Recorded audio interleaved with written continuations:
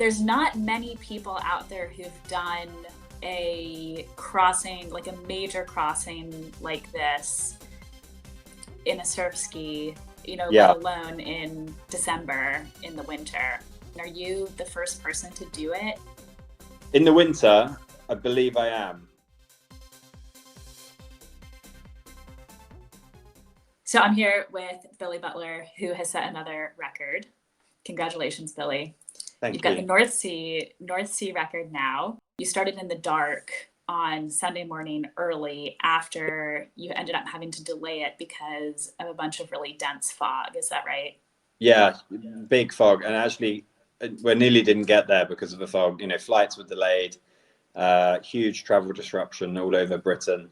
And the forecast was pretty bad with fog. And actually, I was quite glad in the morning that hadn't gone. There was a bit of fog off where was I, off Margate, but looking at the webcams over in Belgium and France, there was really dense fog on that side of the channel, which what the forecast had said, and I sort of had decided it was relatively okay to have left Britain, but it would have been really bad to have arrived in Belgium with that fog, and it wouldn't have been safe. So I was quite glad that I delayed.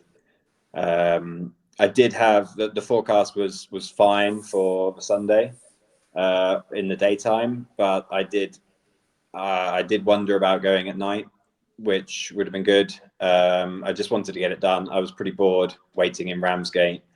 When we were on the boat, when I was sailing, it didn't matter if it was nighttime, you still carried on going and looked out for boats, looked out for lights instead of boats. In many ways, it'd be easier. I waited around and sort of weighed up whether to do the night crossing or the day crossing.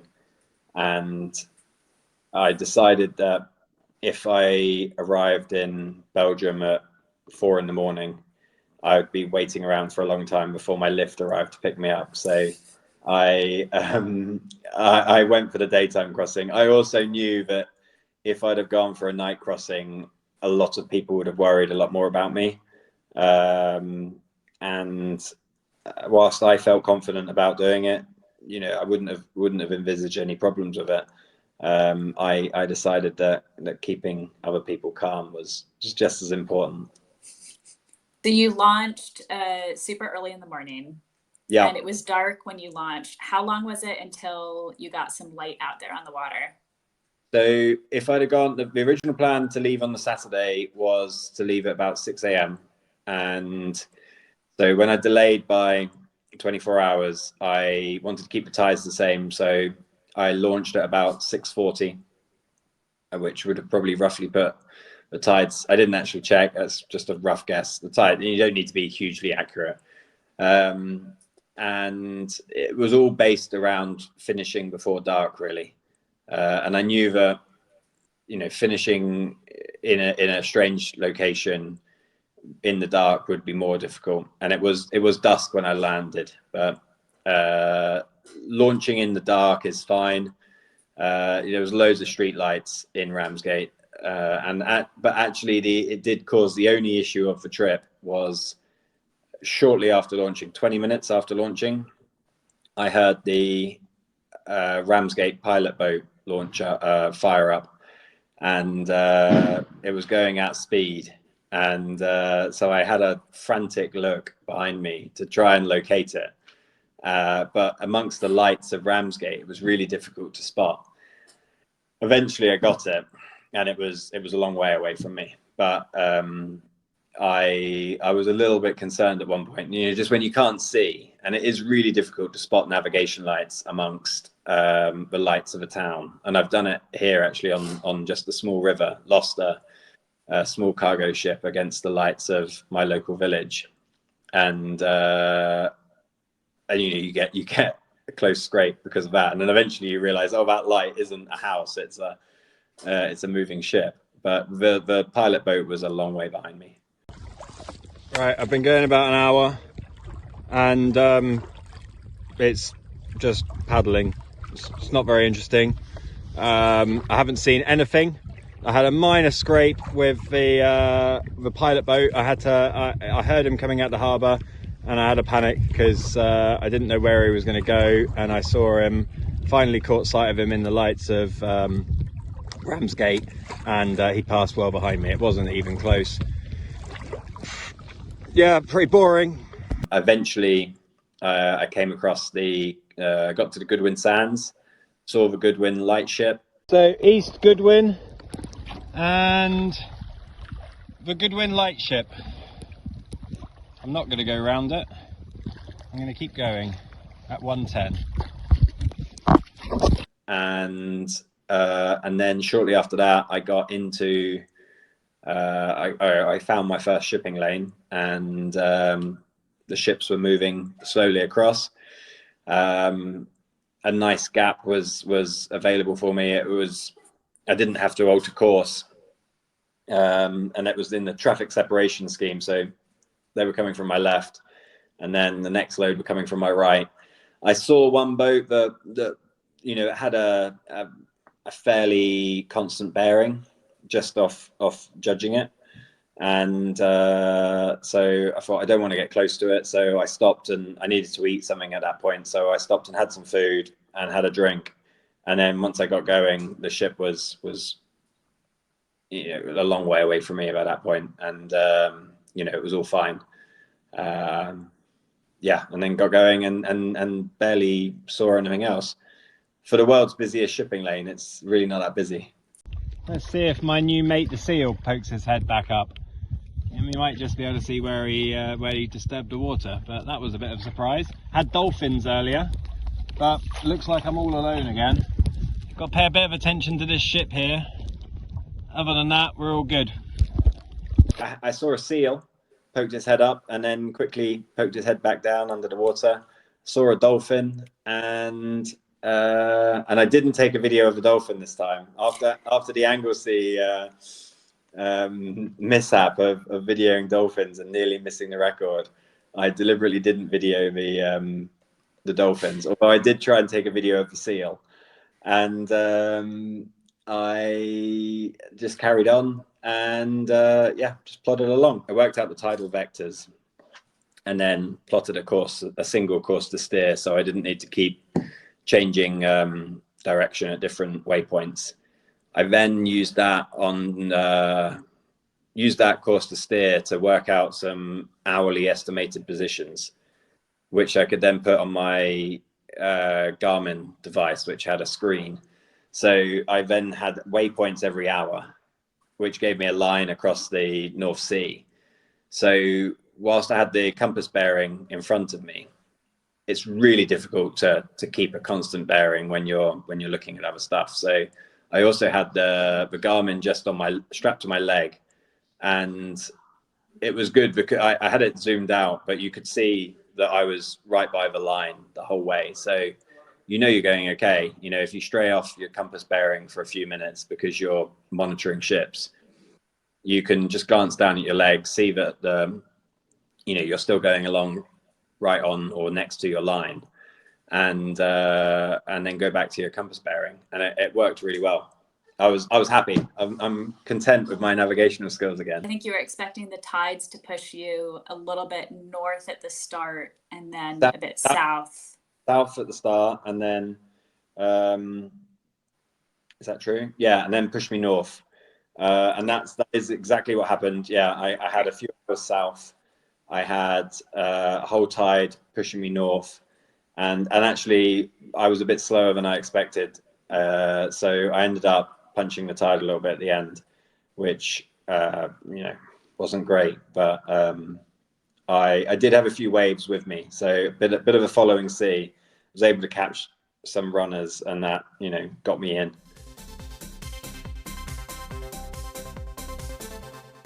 And then a lot of people have asked about how you handled crossing international borders. I think you said it was maybe there were some unexpected challenges with that. You've got some advice. I would advise anyone to get a permit from the Belgian authorities now. I've learned that very recently. and you should you have to inform the Belgian police, which I have done now.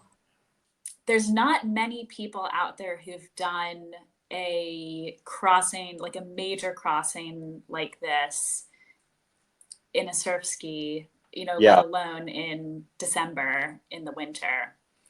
Who else has done this? And are you the first person to do it in the winter?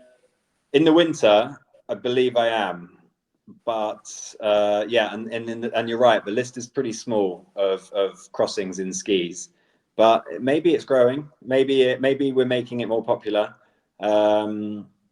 Dougal's done quite a few. I suppose Dougal was the first, crossing from the toes to the heel of Italy, and then he obviously cut some major corners going around Britain to do some big crossings. So Dougal, Matt Rowlands and I went across the Irish Sea in a double, and on Dougal's GB Circ, and then Mike Lambert, Tris Turner, and John O'Grady have all done some big crossings, and then Elvin Vold did the Skagerrak crossing, and actually he's the biggest crossing in a ski, 115 kilometers, and at an astounding pace.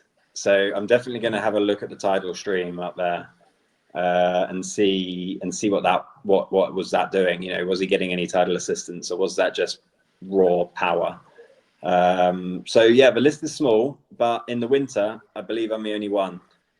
And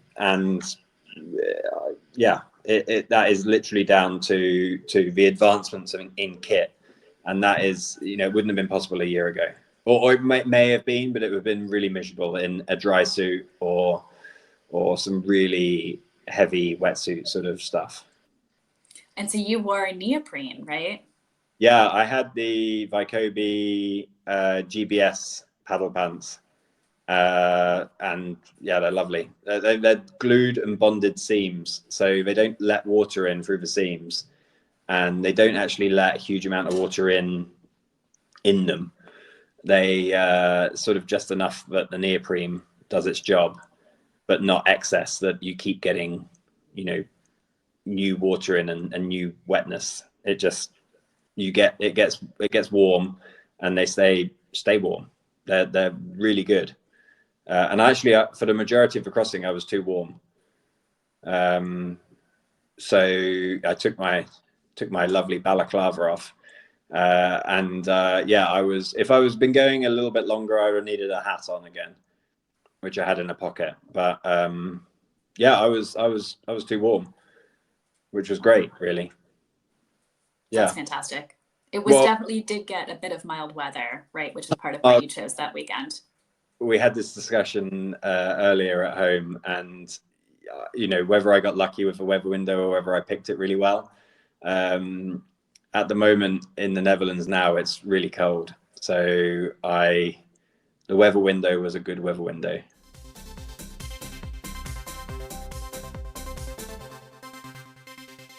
You have some exciting things planned for 2025. Yeah. What are the next couple of crossings or big adventures that you're thinking about? I don't have any big crossings planned, but this crossing was sort of step one in what I believe will be a 4-step process of finding out whether or not I'm capable of doing multi-day expeditions.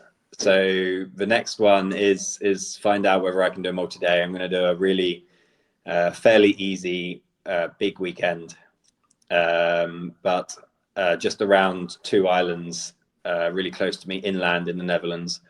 But after that, I want to try and do the coast of the Netherlands. It's about 500 kilometers.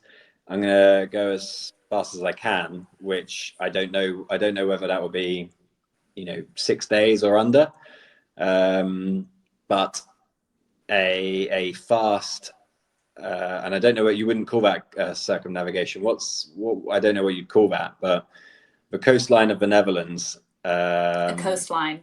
A coastline. I'll do a coastline and see if I'm capable of doing a big day, setting up camp, or going into.